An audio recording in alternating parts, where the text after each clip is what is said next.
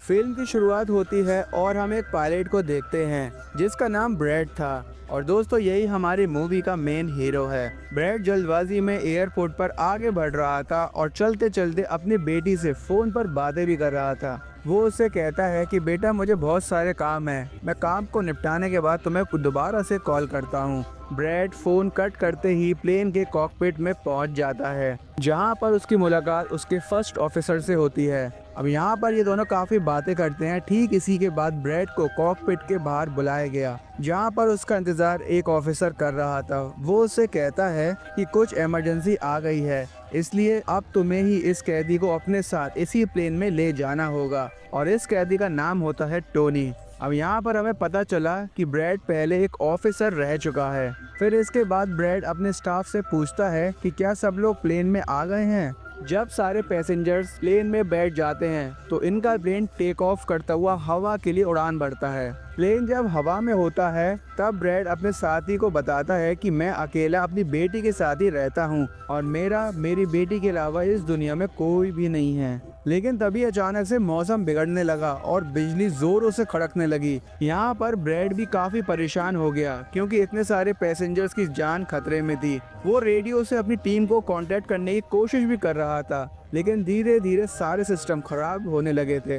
दूसरी तरफ सारे पैसेंजर्स भी काफी परेशान थे और डरे हुए थे। इतने में ब्रैड अपने कॉकपिट से बाहर निकलता है जहां पर ब्रैड देखता है कि सारे पैसेंजर सही सलामत हैं। लेकिन इतने में ही प्लेन की लाइट धीरे धीरे बंद होने लगी और प्लेन को एक बहुत ही बड़ा झटका लगता है जिसकी वजह से ब्रैड नीचे गिर गया और उसके माथे पर काफी गहरी चोट भी लग जाती है। लेकिन इसके बाद वो अपने कॉकपिट में आकर अपने साथी को बताता है कि हमें इस प्लेन को जल्द से जल्द नीचे उतारना होगा क्योंकि अगर एक और झटका लगा तो ये पूरा प्लेन आसमान में ही ब्लास्ट हो जाएगा। इतने में हम एक महिला को देखते हैं जो कि अपनी सीट बेल्ट को खोल देती है और उसको देखते ही टोनी का जो ऑफिसर था वो भी अपनी सीट बेल्ट खोल देता है और देखते ही देखते उस महिला की वहीं पर मौत हो जाती है। इसके बाद एयर होस्टेस ब्रैड के पास आती है और उससे पूछती है अब हमें क्या करना चाहिए। तब ब्रैड उससे कहता है कि सब पैसेंजर्स को कह दो अपनी सीट पर बैठ जाएं और अपने आप को जोरों से थाम लें क्योंकि अब हमें इमरजेंसी लैंडिंग करनी होगी। ब्रैड तो चाहता था कि हम लोग पास ही किसी एयरपोर्ट पर लैंड करें, लेकिन प्लेन की हालत इतनी खराब हो चुकी थी कि ये लोग एक जंगल में एक कोई सेफ जगह देखते हैं जहां पर ये लोग उस प्लेन को सेफ लैंड करा सकें। यहाँ पर इन लोगों की इमरजेंसी लैंडिंग भी सक्सेसफुल हो जाती है जिसे देखने के बाद ये दोनों काफी खुश होते हैं क्योंकि दोस्तों सारे पैसेंजर्स बच चुके थे। अब इसके बाद ब्रैड सबको नीचे आने के लिए कहता है और सारे पैसेंजर नीचे उतर आते हैं। वहीं हम दूसरी तरफ देखते हैं कि प्लेन का जो ओनर है उसको उनकी हालत के बारे में पता चल गया है क्योंकि उसने प्लेन को एयरपोर्ट पर लैंड होता हुआ नहीं देखा, तो वो समझ गया कि कुछ तो गड़बड़ है मेरे प्लेन के साथ। अब यहाँ पर एयर होस्टेस ब्रैड को बताती है जो ऑफिसर टोनी को ला रहा था उसकी मौत हो चुकी है। यहाँ पर ब्रैड ये सुनते ही काफी शॉक्ड हो जाता है और कहता है कि अब हमें बाकी लोगों को बचाना चाहिए, उनकी देखभाल करनी चाहिए। इसके बाद ब्रैड पैसेंजर्स के पास आता है और उनसे कहता है कि कोई घबराने की बात नहीं है, प्लेन में कुछ खराबी आ गई थी इसलिए हम लोग यहाँ पर लैंड हुए हैं और आप लोगों को खाना पीना रेस्ट सब कुछ प्रोवाइड किया जाएगा और हम लोग इस प्लेन को जल्दी से ठीक करके यहाँ से चले जाएंगे। और ब्रैड उन पैसेंजर्स को ये भी बताता है कि प्लेन में अभी काफ़ी इलेक्ट्रिसिटी बची हुई है जिसकी वजह से हम इस प्लेन को जल्द से जल्द ठीक कर लेंगे।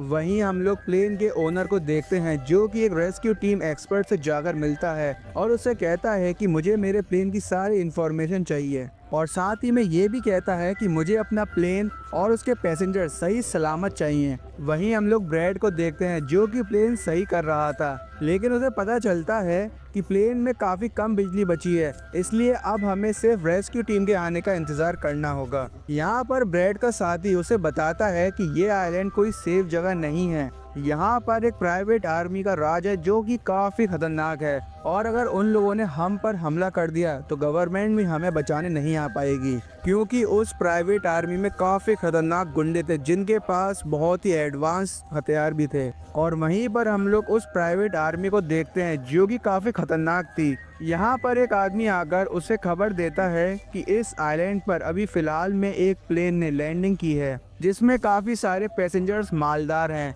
जो कि अलग अलग कंट्री से आए हैं। अब यहाँ पर ये लोग उन सभी पैसेंजर्स को लूटने का प्लान बनाते हैं। वहीं ब्रैड सबको बताता है कि हमें रेडियो की बैटरी ढूंढने जाना है, इसलिए हम लोग आइलैंड के दूसरे कोने पर जाएंगे और बैटरी ढूंढने की कोशिश करेंगे। और ठीक इसी के बाद ब्रैड टोनी को अपने साथ ले जाता है और कहता है कि मेरे साथ टोनी जाएगा, जिसके बाद ब्रैड टोनी की हथकड़ियां खोल देता है और ये लोग बैटरी की तलाश में आगे बढ़ना शुरू कर देते हैं। जब ये लोग जंगल में पहुंच जाते हैं तो टोनी ब्रैड से सवाल करता है कि तुमने मेरे हाथ क्यों खोल दिए। तो ब्रैड जवाब देता है कि मुझे तुम्हारी जरूरत थी क्योंकि इस आइलैंड पर एक काफी खतरनाक आर्मी है और उनका सामना करने के लिए मुझे तुम्हारी जरूरत है। अब इतना कहते ही जब ब्रैड पीछे मुड़ता है तो वो देखता है कि टोनी उसके पीछे नहीं है, वो वहाँ से गायब हो चुका था। अब चलते चलते ब्रैड एक घर तक पहुँच गया और उसे उस घर के अंदर एक रेडियो सिग्नल दिखाई देता है, जिसके बाद ब्रैड दौड़कर जाता है और कांटेक्ट करने की कोशिश करता है। ब्रैड ने कांटेक्ट तो कर लिया था और सब कुछ बता भी दिया था, लेकिन सिग्नल इतना वीक था कि दूसरी तरफ वाली रेस्क्यू टीम उसे सुन नहीं पा रही थी। तो ब्रैड को एक आइडिया आता है, वो अपनी सारी डिटेल अपनी बेटी को लिखवा देता है और उससे कहता है कि ये सारी डिटेल रेस्क्यू टीम को जाकर दे देना। इतने में ही कोई पीछे से आकर ब्रैड के ऊपर हमला करता है और इन दोनों में लड़ाई होना स्टार्ट हो जाती है, लेकिन ब्रैड भी उस आदमी को बेहोश कर उसे मार देता है। इतने में ही उसे महसूस हुआ कि कोई और भी उसकी तरफ आ रहा है, जिसके बाद ब्रैड जल्दी से जाकर एक टेबल के पीछे छुप गया। लेकिन जब वो देखता है तो वहाँ कोई और नहीं बल्कि टोनी ही आ गया था और टोनी ने उन सब गुंडों को मारकर ब्रैड को बचा लिया था। जिसके बाद टोनी ब्रैड को एक गन थमाता है और ये दोनों आगे बढ़ने लगते हैं। अब नीचे उतरते वक्त इन दोनों की नज़र एक कैमरे पर पड़ती है। जब ये लोग उस कैमरे को चेक करते हैं तब इन्हें पता चलता है कि ये जो प्राइवेट आर्मी है वो लोग यहाँ पर आए हुए पैसेंजर्स को बंदी बना लेती है और उनकी फैमिली से एक अच्छी रकम मांगती है उनको छोड़ने के लिए। ब्रैड को भी काफी टेंशन हो गई थी क्योंकि उसके पैसेंजर्स भी अकेले थे उस आइलैंड पर, इसलिए वो टोनी के साथ एक गाड़ी में बैठकर जल्द से जल्द यहाँ से निकलता है। वहीं पर इन सारे पैसेंजर्स को एक गाड़ी दिखाई देती है। अब ये लोग उससे हेल्प मांगने के लिए जाते हैं, लेकिन ये गाड़ी उसी प्राइवेट आर्मी की थी। वो प्राइवेट आर्मी यहाँ पर आ जाती है और गोलीबारी करना शुरू कर देती है और इन सबको भी पकड़ लिया था और गोलियों की आवाज़ें टोनी और ब्रैड ने भी सुन ली थी, इसलिए ब्रैड अपने पैसेंजर की तरफ भागता है। प्राइवेट आर्मी का एक गुंडा ब्रैड के साथी से पूछता है कि पैसेंजर्स की लिस्ट कहाँ है और तुम्हारा साथी भी कहाँ पर है। तब ब्रैड का साथी उसे बताता है कि वो किसी काम के सिलसिले में जंगल में गया है और अब तक वापस नहीं आया। यहाँ पर एक औरत भागने की भी कोशिश करती है, लेकिन ये गुंडे उसे शूट कर उसे वहीं पर मार देते हैं। अब ये देखकर ब्रैड बचाने के लिए जाता है, लेकिन टोनी उसे रोक देता है। अब इसके बाद ये सारे गुंडे इन सब पैसेंजर्स को एक बस में बिठाते हैं और अपने साथ ले जाते हैं और इस प्राइवेट आर्मी का जो हेड था वो अपने गुंडे से कहता है कि इस प्लेन में जाओ और सारा जरूरत का सामान अपने साथ ले आना। अब यहाँ पर ब्रैड टोनी पर गुस्सा करते हुए कहता है कि वो लोग मेरे पैसेंजर्स को ले गए और तुमने मुझे बचाने के लिए जाने क्यों नहीं दिया। तो वो कहता है कि वो लोग काफी ज्यादा थे और हम कुछ भी नहीं कर सकते थे। अब इसके बाद ब्रैड और टोनी आगे बढ़ते हैं और उन दोनों गुंडों को बंदी बना लेते हैं और उसमें से एक आदमी को गन पॉइंट पर लेकर पूछते हैं कि तुम्हारे लोग मेरे पैसेंजर्स को कहां पर लेकर गए हैं। तब वो उन्हें बताता है कि यहाँ पर एक खाली फैक्ट्री है, वो लोग तुम्हारे पैसेंजर्स को उसी पर लेकर गए होंगे। वहीं हम दूसरी तरफ ब्रैड की बेटी को देखते हैं जिसने सारी इन्फॉर्मेशन रेस्क्यू टीम के ऑफिसर्स को पहुंचा दी थी और अब उन लोगों को भी सारी चीजें पता चल गई थी कि वहाँ पर एक बहुत ही खतरनाक आर्मी है। इसके बाद उनका हेड रेस्क्यू टीम से कहता है कि तुम्हें जल्द से जल्द उस आइलैंड के लिए निकलना चाहिए। अब वहीं पर हम लोग ब्रैड और टोनी को देखते हैं जो कि जंगल से होते हुए उस फैक्ट्री तक पहुंच जाते हैं। ये लोग वहाँ पर देखते हैं कि ये सब लोग पैसेंजर्स की वीडियो बना रहे हैं ताकि उनकी फैमिली वालों को भेज सके और उनसे मोटी रकम हासिल कर सकें। वहीं हम लोग रेस्क्यू टीम के हेड को देखते हैं जो कि अपनी टीम के साथ उस आइलैंड पर पहुंच चुका था, लेकिन उसे वहां पर कोई भी नहीं मिलता और जब वो प्लेन के अंदर चेक करने के लिए जाता है तो उसे वहां पर ब्रैड का एक मैसेज दिखाई देता है जो कि उस फैक्ट्री तक आने का रास्ता था। दूसरी तरफ ब्रैड और टोनी भी उस प्राइवेट आर्मी पर नजर रखे हुए थे और मौका मिलते ही ये लोग उन गुंडों को मारकर आगे बढ़ना शुरू कर देते हैं। फिर ये लोग एक रूम के पास पहुंचते हैं जहां पर इनके सारे पैसेंजर्स थे।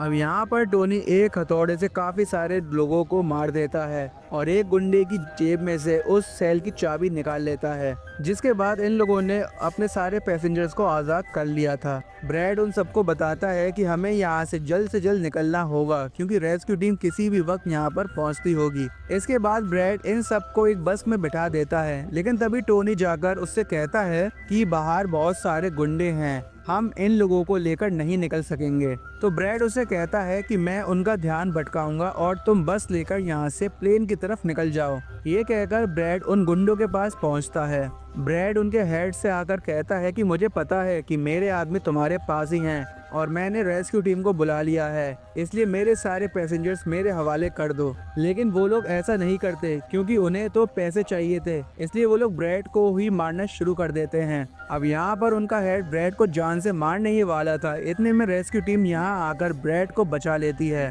अब शुरू होती है यहाँ पर एक धमाकेदार फाइट जिसमें रेस्क्यू टीम के काफी लोग इन गुंडों को मार देते हैं, लेकिन ये गुंडे भी कुछ कम नहीं थे, ये भी उनका डटकर मुकाबला करते हैं। इसके बाद ये लोग एक बस में बैठकर यहाँ से निकल गए। वहीं दूसरी तरफ जो गुंडों का हेड था उसे पता चला कि इस गोलीबारी में मेरे भाई की भी मौत हो चुकी है, जिसे देखकर वो काफी गुस्सा होता है और अपने साथियों से कहता है कि यहाँ से कोई भी जिंदा बचकर नहीं जाना चाहिए। और ठीक इसके बाद ये लोग उनको मारने के लिए यहाँ से निकल जाते हैं। वहीं हम लोग ब्रैड और उसके साथियों को प्राइवेट टीम के साथ देखते हैं जो कि अपने प्लेन के पास पहुंच चुके थे। ब्रैड अपने सारे पैसेंजर से कहता है कि प्राइवेट आर्मी हमें बचाने के लिए आ चुकी है और अब आप सब लोग प्लेन में जाकर बैठ जाइए। हम लोग रेस्क्यू टीम के साथ मिलकर जल्द से जल्द इस प्लेन को चालू कर लेंगे और यहाँ से बचकर निकल जाएंगे। अब सारे पैसेंजर्स प्लेन के अंदर जाके बैठ जाते हैं और ब्रैड प्राइवेट टीम के साथ मिलकर प्लेन को सही करने में लग जाता है। लेकिन इतने में ही यहाँ पर वो सब गुंडे आ जाते हैं अपने हथियारों के साथ। उन गुंडों को देखकर ये प्राइवेट टीम उन पर हमला करना शुरू कर देती है, लेकिन यहाँ पर रेस्क्यू टीम के पास काफी एडवांस हथियार थे, तो इसलिए ये लोग उन गुंडों को मार गिराते हैं। लेकिन जो प्राइवेट आर्मी थी उनके गुंडे भी रेस्क्यू टीम के काफी सारे लोगों को मार देते हैं और यहाँ पर दोनों तरफ काफी गंभीर माहौल बनने लगता है। वहीं ब्रैड आकर टोनी से कहता है कि मैं 5 मिनट में प्लेन को चालू कर लूंगा और साथ ही में उसका शुक्रिया अदा भी करता है कि तुमने मेरा इस मुश्किल वक्त में काफी साथ दिया। ठीक इसके बाद ब्रैड गोलियों के बीच से भागता हुआ प्लेन के अंदर आकर बैठ जाता है और अपने साथी पायलट के साथ उस प्लेन को घुमाने की कोशिश करता है। दूसरी तरफ टोनी की गोलियां भी खत्म हो गई थी और जब वो एक बैग को चेक करता है तो उसमें काफी सारे पैसे उसे दिखाई देते हैं, लेकिन वो उस पैसों को इग्नोर करता है और दूसरे बैग में से गोलियां निकालकर उन पर हमला करना स्टार्ट कर देता है। जिसके बाद प्राइवेट आर्मी भी उस प्लेन के अंदर बैठ जाती है और ब्रैड ने भी जल्दी से उस प्लेन को चालू कर लिया था।